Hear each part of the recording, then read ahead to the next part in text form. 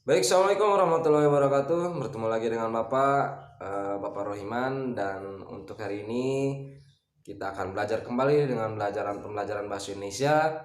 Ya, semoga kalian selalu dalam keadaan sehat walafiat, selalu fit, selalu prima. Karena untuk akhir-akhir ini kita sering sekali terjadi hujan. Jadi Bapak harap kalian selalu terus menjaga kesehatan kalian agar kalian bisa melaksanakan aktivitas dengan baik dan juga dengan keadaan yang sehat, ya. Selain itu, Bapak harap juga kalian selalu mencatat ataupun selalu melihat video-video pembelajaran yang eh, guru-guru akan sampaikan melalui video daring, karena untuk pembelajaran hari ini untuk sebulan sekarang mungkin menggunakan video daring. Jadi silakan untuk kalian untuk menonton video pembelajaran di bulan-bulan sekarang, karena mungkin kita akan sudah masuk ke di tanggal 3 atau 4 mungkin, ya. Jadi Bapak harap silahkan kalian untuk selalu menonton video pembelajaran yang guru-guru sampaikan. Selain itu juga silahkan kalian apabila mungkin ada yang kurang dimengerti, silahkan di komen ataupun membuat suatu tulisan nanti ketika ke pondok, agar kalian ketika nanti di pondok bisa menanyakan langsung kepada gurunya, ya, hal apa yang mungkin kalian tidak ketahui atau tidak kalian mengerti, sehingga kalian bisa paham. Oh Pak, yang ini saya tidak paham, silakan dijelaskan, gitu ya. Silakan itu ditanyakan, karena itu sangat penting sekali untuk khususnya Bapak, agar materi yang Bapak sampaikan itu bisa mengerti di pikiran kalian, seperti itu, ya. Dan untuk kehadirannya, untuk sementara ini Bapak harap silakan kalian untuk mengisi tugasnya agar itu tercatat menjadi suatu kehadiran, ya. Jadi Bapak harap tolong tugasnya silakan dikerjakan, karena itu akan menyatu dengan kehadiran, ya. Meskipun kalian mencatat tetapi tidak mengerjakan tugas, itu sama saja kalian tidak melaksanakan kehadiran. Jadi Bapak harap tolong kalian untuk mengisi tugasnya, ya, dari guru mata pelajaran yang telah disampaikan. Baik, untuk videonya silahkan kalian lihat pemaparan video yang Bapak akan sampaikan, ya. Semoga pemaparan videonya tidak terlalu bertele-tele, agar kalian bisa langsung paham, ya, dengan materi yang akan Bapak sampaikan. Baik, silakan dilihat. Untuk hari ini kita akan kembali lagi belajar teks tanggapan kritis, ya. Dan untuk teks tanggapan kritis dalam pembelajaran hari ini yaitu tentang struktur teks tanggapan kritis. Nah, dan ada dua materi yang akan kita pelajari pada hari ini, yaitu struktur dan juga kebahasaan teks tanggapan, ya. Maka dari itu silakan simak dan juga catat yang mungkin belum memfotokopi atau memprint materi pembelajaran yang Bapak sampaikan. Baik, kita langsung ke pembahasannya. Untuk struktur teks tanggapan ada beberapa hal yang harus kalian ketahui, ya. Yaitu yang pertama yang harus kalian ketahui dalam struktur teks tanggapan kritis, yaitu kalian harus mengetahui judul dari teks tanggapan tersebut, ya. Strukturnya yang pertama yaitu judul. Judul merupakan inti masalah dari inti masalah ya dari teks yang akan diangkat untuk menjadi suatu pembahasan, ya. Dan setelah itu ada yang dimaksud dengan resume. Resume itu adalah pengenalan atau awal dari suatu pengenalan masalah tersebut, ya. Jadi di awal akan diceritakan bagaimana awal-awal terjadinya atau awal-awal suatu masalah tersebut, ya, sehingga akhirnya nanti akan menjadi sebuah pendapat atau tanggapan dari berbagai pihak ya. Nah, setelah adanya resume ya atau pemaparan awal dari teks tersebut, kemudian dilanjutkan dengan kelebihan dan juga kekurangan dari permasalahan yang diangkat pada teks tersebut ya. Nah, kelebihan tersebut itu dapat berupa keunggulan-keunggulan dari masalah yang disampaikan ya, terkait dengan masalah yang disampaikan.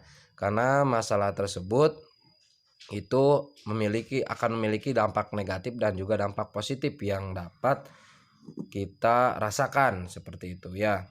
Nah, setelah kita mengetahui kelebihan dari teks tersebut, dari masalah tersebut dan juga kekurangannya, tentu kita pun akan dapat menilai secara keseluruhan dari awal sampai akhir teks ya, dari setiap paragraf yang kita baca tadi ya.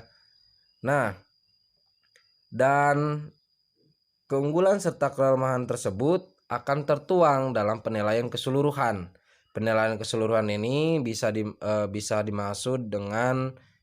disebut dengan simpulan dari teks yang sebelumnya, dari pemaparan awal atau resume, kemudian kelebihan dan juga kekurangan dari teks tersebut, sehingga nanti akan dibentuk suatu simpulan di akhir mengenai permasalahan-permasalahan yang disampaikan pada setiap paragraf sebelumnya, seperti itu ya. Itu merupakan hal-hal terkait struktur teks tanggapan kritis yang perlu kalian ketahui dalam pembelajaran yang pertama ini ya, pembelajaran untuk hari ini ya. Nah, kemudian untuk materi pembelajaran yang kedua di hari ini, yaitu silakan kalian lihat juga, boleh di fotokopian atau mungkin di printan atau bahkan mungkin mencatat, boleh silakan dicatat ya. Nah, untuk materi yang kedua yaitu tentang ciri kebahasaan teks tanggapan kritis. Ada beberapa ciri teks kebahasaan dalam teks tanggapan kritis. Yang pertama yaitu kalimat kompleks. Terdapat kalimat kompleks dalam teks tanggapan kritis. Teks ini memiliki kalimat kompleks yang artinya kalimat yang memiliki lebih dari dua struktur atau dua verba. Maksudnya dua struktur atau dua verba itu memiliki dua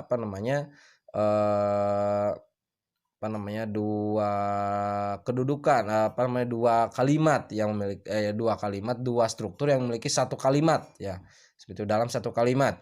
Contohnya seperti ini, guru berperan sebagai mentor yang membimbing dan memberikan petunjuk kepada siswa. Nah, kalimat yang pertama, struktur yang pertama yaitu guru berperan sebagai mentor. Itu adalah struktur yang pertama. Sedangkan untuk struktur yang kedua yaitu mentor membimbing dan memberikan petunjuk kepada siswa. Nah, itu adalah salah satu contohnya ya. Boleh silakan nanti kalian dicatat ya, barangkali mungkin tidak ada di suatu fotokopian atau tidak ada di materi ini, di slide ini, silakan dicatat untuk materi tambahannya ya. Itu adalah satu kalimat yang memiliki dua struktur sekaligus. Kemudian yang kedua yaitu kalimat aktif. Kalimat aktif merupakan kalimat yang subjeknya aktif melakukan kegiatan atau aktivitas. Contohnya seperti peserta didik melakukan kajian kemasyarakatan ke suatu daerah. Di sini kita dapat garis bawahi peserta didik kemudian melakukan kajian kemasyarakatan ya, kemudian ke suatu daerah ya. Nah, melakukan ini adalah kalimat aktif yang subjeknya itu melakukan suatu kegiatan ya, sehingga dapat dikategorikan ke dalam kalimat aktif. Kemudian yang ketiga yaitu penggunaan kata tugas. Nah, kata tugas ini merupakan kata yang memiliki arti gramatikal dan tidak memiliki makna leksikal, sehingga maknanya bisa menjadi jelas jika dihubungkan dengan kata lain. Nah, kata ini biasanya meliputi preposisi atau kata depan, kemudian konjungsi atau kata penghubung, kata sandang, dan kata seru. Contohnya seperti kata di, kemudian ke, dari, dan, atau, serta, meskipun, dan karena. Itu adalah salah satu itu adalah contoh-contoh dari penggunaan kata tugas ya. Kemudian untuk yang keempat yaitu kalimat deskriptif ya. Kalimat deskriptif mungkin kalian sudah mengerti apa yang dimaksud dengan deskriptif ya. Kalimat deskriptif itu biasanya kita kalau mendengar kata deskriptif berarti kita akan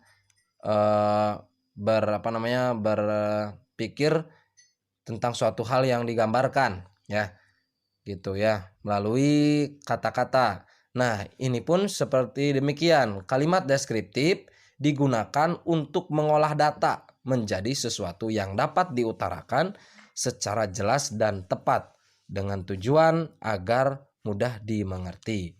Maksudnya, seseorang akan menyampaikan suatu argumen ya melalui data agar orang yang diberitahunya itu paham tentang data yang disampaikannya ya secara jelas dan tergambar seperti itu ya. Tidak tidak bertele-tele atau tidak tidak merasa bingung gitu ya dalam membacanya. Kemudian yang kelima atau yang terakhir yaitu penggunaan kata istilah. Penggunaan kata istilah ini merupakan kata atau gabungan kata khusus dan yang menjelaskan konsep tertentu. Nah, contohnya seperti dalam kalimat ini, silakan disimak.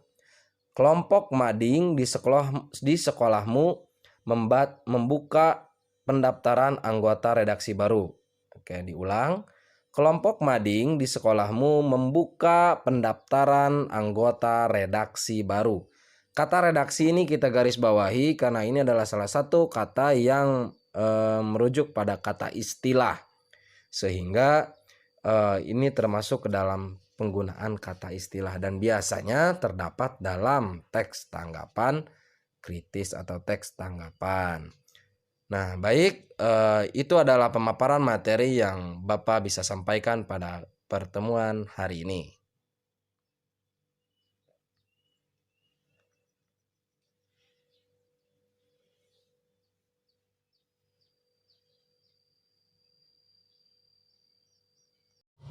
Nah, itulah pemaparan materi dari video yang sekarang Bapak berikan. Semoga kalian bisa paham dengan materi yang Bapak sampaikan dan Bapak harap kalian juga mencatat karena itu adalah salah satu bekal kalian ketika nanti kalian masuk ke pondok ya. Jadi Bapak harap tolong untuk mencatat ataupun untuk memperhatikan setiap detail materi yang telah Bapak sampaikan. Dan apabila kalian ada yang kurang mengerti dari materi yang telah Bapak sampaikan, silahkan kalian menulis komentar ataupun memberikan suatu komentar di grup, boleh silakan ya, itu terserah kalian. Dan Bapak akhiri untuk pembelajaran hari ini, semoga dapat bermanfaat khususnya buat kalian. Wassalamualaikum warahmatullahi wabarakatuh.